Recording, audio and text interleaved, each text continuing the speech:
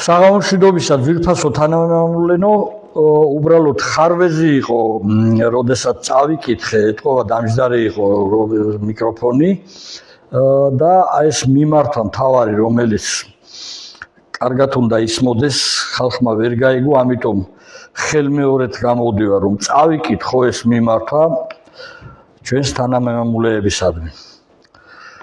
ძვირფასო თანამემამულენო, ქართველთა დიდი გაერთიანება მამული ენას სარწმუნოებისთვის მოგმართავთ სრულიად საქართველოს მოქალაქეებს და ყველაფენის წარმომადგენლებს.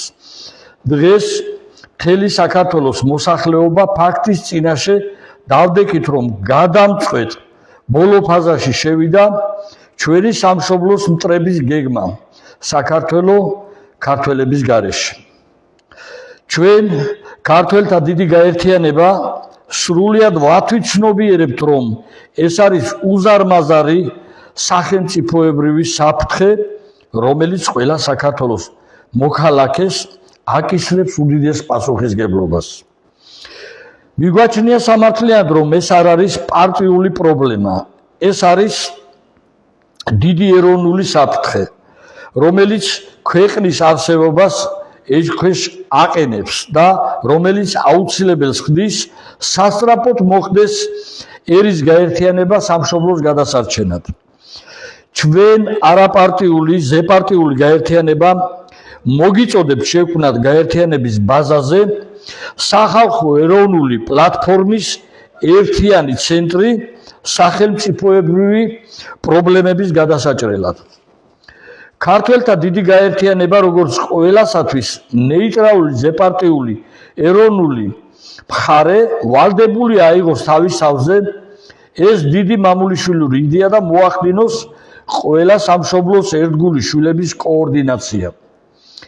ამ ეტაპზე ჩვენ ერთიანი პროტესტი უნდა მივიტანოთ არსებულ ხელისუფლებაზე, რათა გააუქმოს ეგრეთ წოდებული 6.6 მილიარდიანი არაბული ინვესტიცია სინამდვილეში არაბული ექსპანსია. წინააღმდეგ შემთხვევაში ჩვენ გადავალთ სათანადო მოქმედებებზე. ხვალ ქართველთა დიდი გაერთიანება 12 საათიდან რუსთაველზე ილიას და აკაკის ძეგლის პირდაპირ აწყობს გამოფენა აქციას გაყიდული საქართველო. ხოლო 18 საათზე იქვე გაიმართება საინფორმაციო საპროტესტო მიტინგი. ადგილზე ყველა მამულიშვილს შეიძლება გაიაროს რეგისტრაცია და გახდეს ქართველთა დიდი გაერთიანების წევრი. ღმერთი იყოს ჩვენი მფარველი ამ წმინდა საქმეში.